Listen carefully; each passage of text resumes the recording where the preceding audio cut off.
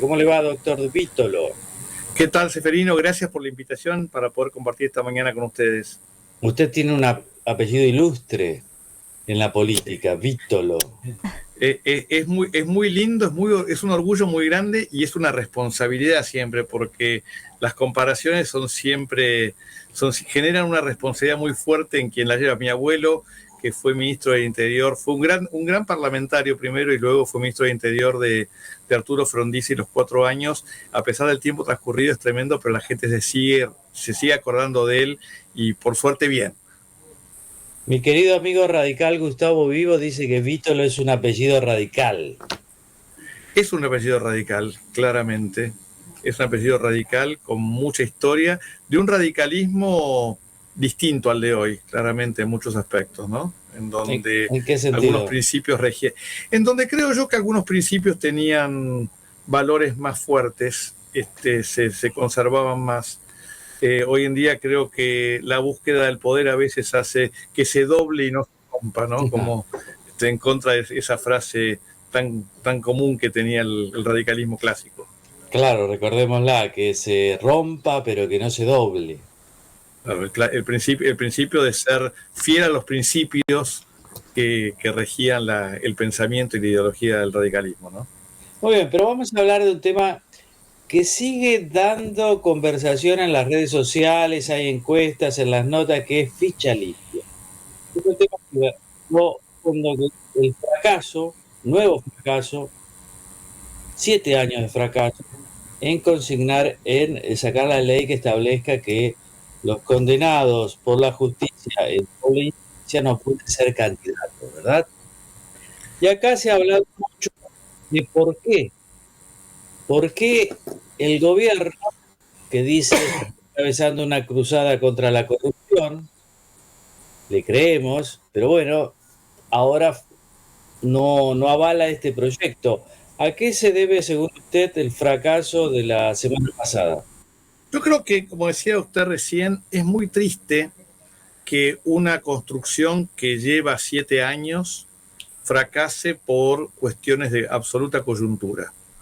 Porque la realidad es que no tratar el concepto mismo de ficha limpia es casi un sinsentido.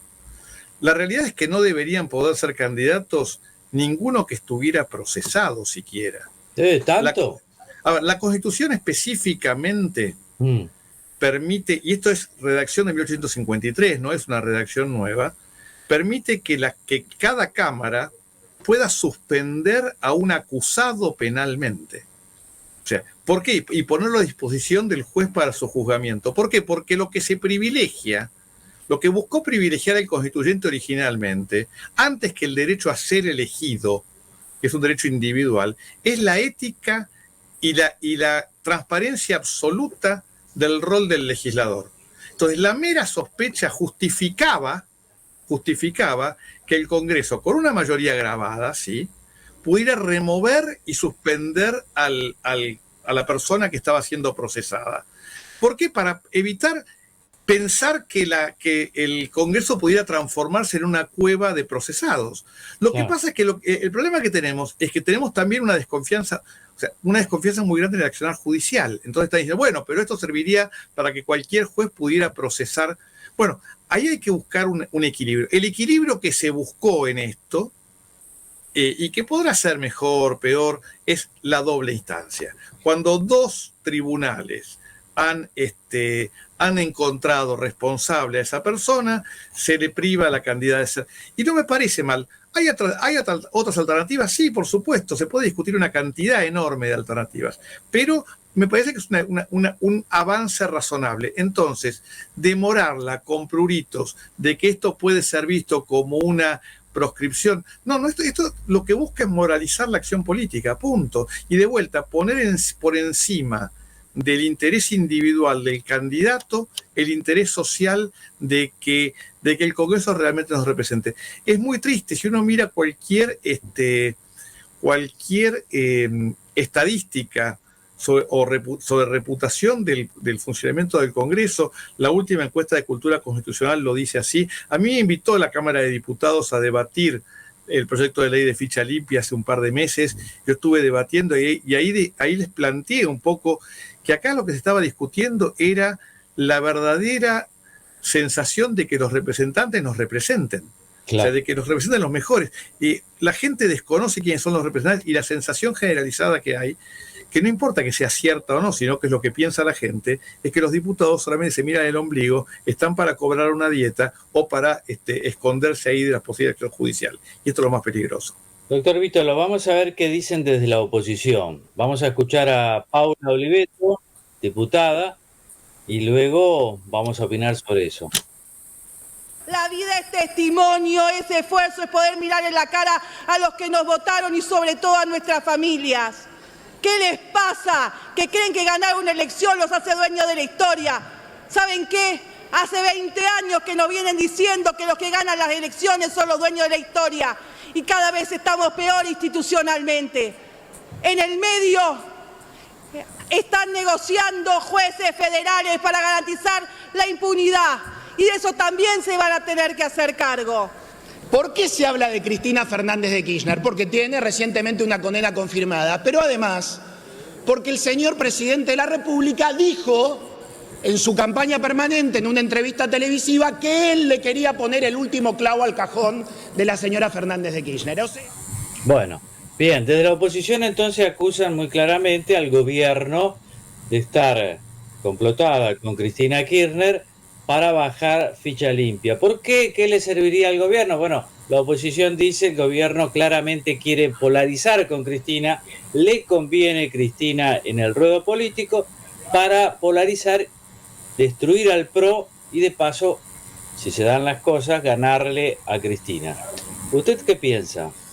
A ver, si esto fuera cierto, no me consta que lo sea, sería muy serio. Sería muy grave porque estamos hablando acá de un tema estructural y no coyuntural.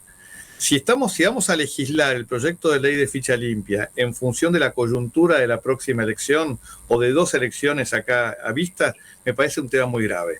Porque yo creo que tenemos que ponernos alguna vez, dejar de lado la coyuntura y el corto plazo y pensar en la salud de las instituciones. O sea, no ha sido en vano esto que escribieron los recientemente galardonados con el Premio Nobel de Economía, en donde plantean la necesidad de que la institucionalidad tiene que ver también con el desarrollo y el crecimiento.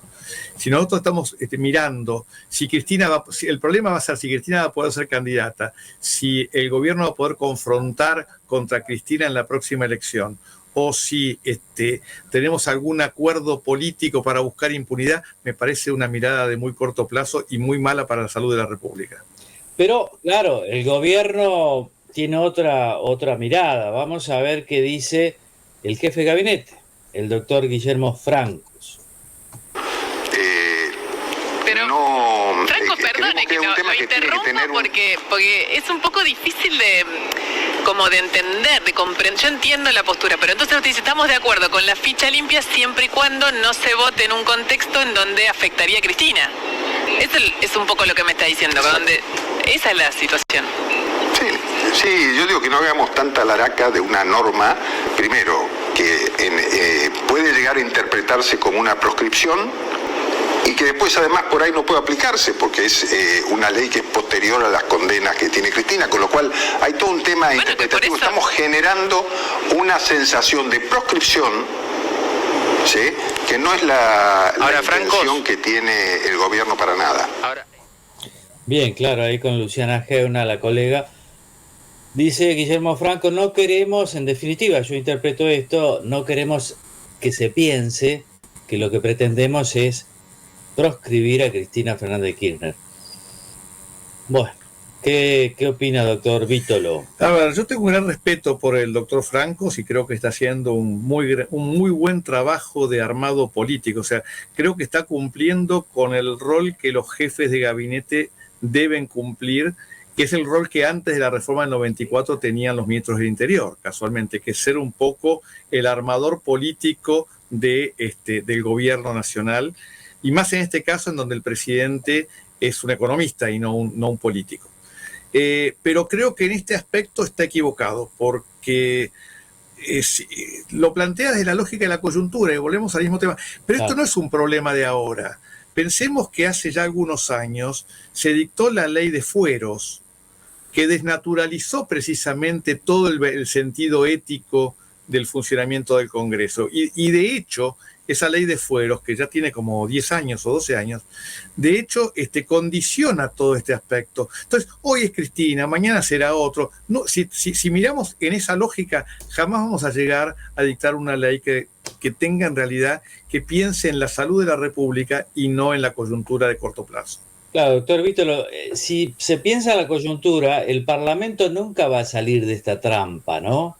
Porque uno habla con los parlamentarios y dicen, pero no somos todos iguales. Bueno, más o menos, se comportan todos bastante parecidos y no iguales. Claro, ellos piensan en salvarse, tienen un comportamiento de casta, como decía o dice Milei. El gran problema es que ahora también los libertarios parecen tenerlo, parecen pensar solo en la coyuntura. Y usted dice, los invita a pensar más allá, un poco también para que ellos puedan recuperar prestigio y legitimidad, ¿no? Es que yo creo que el tema está ahí. O sea, hay cuestiones que a veces hace falta sacrificar, aún sacrificando el corto plazo, sacrificarlo por el bien común de más largo plazo. Esto, yo creo que esto es lo que, si seguimos mirando en el horizonte de la próxima elección, en donde en Argentina tenemos elecciones cada 2 años, no vamos a salir jamás de esto, porque siempre va a haber alguno. Y ojo, y yo voy a plantear un tema que hay una realidad. Es absolutamente cierto que, dado el desprestigio del que goza el Poder Judicial hoy en día, hay un riesgo importante de que el procesamiento o inclusive la condena se utilice como una herramienta de proscripción política con una ley de este tipo. Pero la pregunta acá es, ¿qué valoramos como mejor? Primero, estamos hablando de doble instancia, o sea, dos condenas, no estamos hablando de un juez que se encapricha. Yo les decía al principio que el ideal absoluto sería con el mero procesamiento. Pero yo tengo clarísimo que eso es absolutamente imposible en la Argentina de hoy. ¿Por qué? Porque los hombres no son ángeles, porque los jueces no son ángeles y porque lamentablemente el Poder Judicial está tan desprestigiado como el Congreso. Entonces, ¿cómo lo podemos eliminar? Y reduciendo los niveles de riesgo. Doble condena me parece un riesgo razonablemente aceptable. Hablando de elecciones cada 2 años, hoy Cristina Kirchner, en un podcast con el colega Rodríguez Recalt, habló de que, bueno, no se puede estar votando cada 2 años, que es necesaria una reforma constitucional. ¿Usted qué piensa? Es un problema muy importante de análisis y de debate. El modelo argentino es un modelo intermedio entre el norteamericano y otros modelos que alargan el plazo, y tiene que ver con cómo miramos nosotros el rol de la relación ejecutivo-legislativo. El modelo norteamericano, como ustedes saben, cada 2 años se vota siempre a los diputados y se cambia el 100% de la Cámara, lo que permite que el Congreso sea un contrapeso enorme, especialmente en la elección de medio término, que no arrastra la elección presidencial. En el caso argentino, lo que se buscó fue un Congreso intermedio, en donde el presidente que asume solamente con la mitad del Congreso, o sea, la mitad de la Cámara de Diputados, 1/3 del Senado, o sea que el arrastre se ve moderado y va a poder gobernar mejor los últimos 2 años, porque ahí sí va a tener su propio Congreso que va a evaluar la gestión gubernamental. Es un problema de diseño del poder. Yo no tengo una posición definitiva hacia un modelo u otro. Tiene que ver mucho con cómo miramos el rol del Congreso. Si el Congreso está para acompañar al Ejecutivo es una cosa, si el Congreso está para controlar al Ejecutivo es una cosa distinta.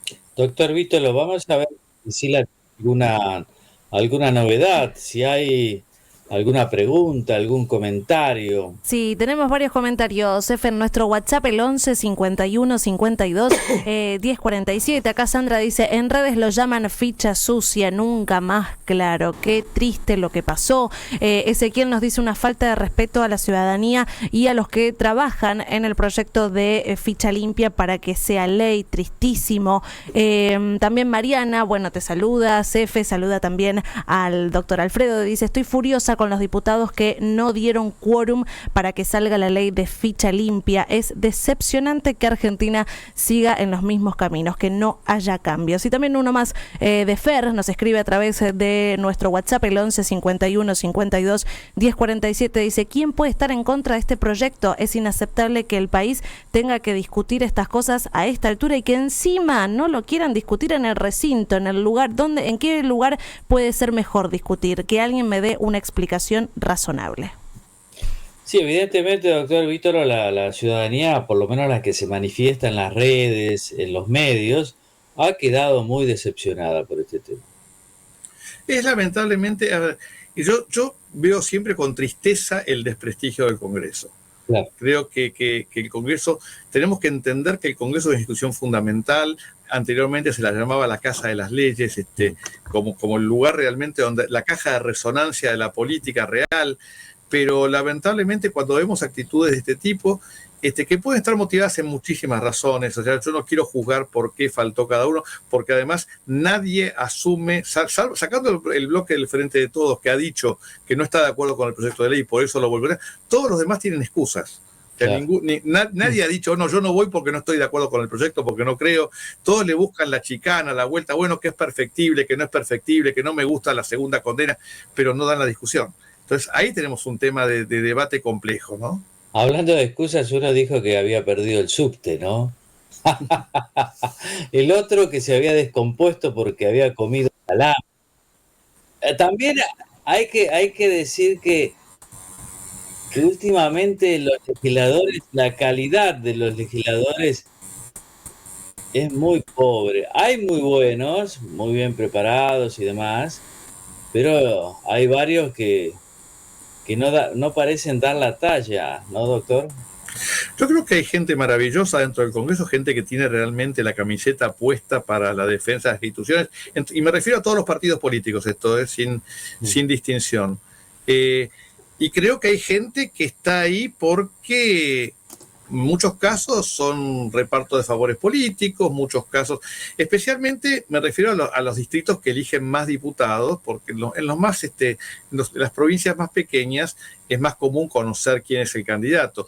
En la provincia de Buenos Aires, en la ciudad de Buenos Aires, en Córdoba, en Mendoza y en Santa Fe, ya es más difícil. Si uno le pregunta a un ciudadano común quién es el tercer candidato de la lista que votó, que seguramente sea hoy diputado o diputada, difícilmente lo reconozcan, ¿no? Entonces las lealtades se refieren más a lealtades partidarias y políticas que realmente al prestigio de la persona. Hay otro tema con el cual estamos dando vueltas desde el principio de año, que es el nombramiento de 2 nuevos miembros de la Corte Suprema de Justicia. El más cuestionado es uno, Ariel Lijo, juez federal, mucha experiencia en Comodoro Pi, según el presidente es un experto en terrorismo y narcolavado y además tiene una gran experiencia. Según otras voces, es una persona de la casta judicial, de la casta de Comodoro Pi, que tiene todos los defectos que se le atribuyen a los jueces federales, entre ellos el de cajonear los expedientes, en fin, favorecer a determinadas partes, utilizar demasiado los favores de su hermano, en fin, un montón de cosas graves. Aparte, la exposición de Ariel Lijo tampoco fue demasiado convincente, ¿verdad? ¿Qué opinión tiene usted sobre Ariel Lijo? A ver, yo participé en un panel que se hizo en el Senado sobre las candidaturas y planteé un tema que va en la misma línea de lo que estábamos conversando. Yo no conozco al doctor Lijo personalmente, lo conozco en función de la trascendencia que han tenido sus acciones básicamente a partir de su nominación por el Poder Ejecutivo. Y yo creo que lo mismo que decíamos para los legisladores corresponde para los jueces y mucho más para un juez de la Corte. Un juez tiene que ser y parecer independiente.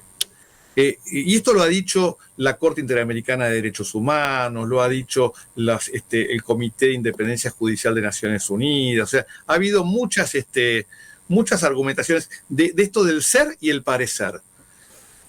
A lo mejor Lijo es una persona maravillosa, es una persona que sabe realmente de narcoterrorismo, a lo mejor las acusaciones que se hacen son absolutamente infundadas, Pero no es el estándar de derecho penal, de la culpabilidad o no culpabilidad, lo que lo hace un buen candidato o un mal candidato. Acá el problema es la percepción.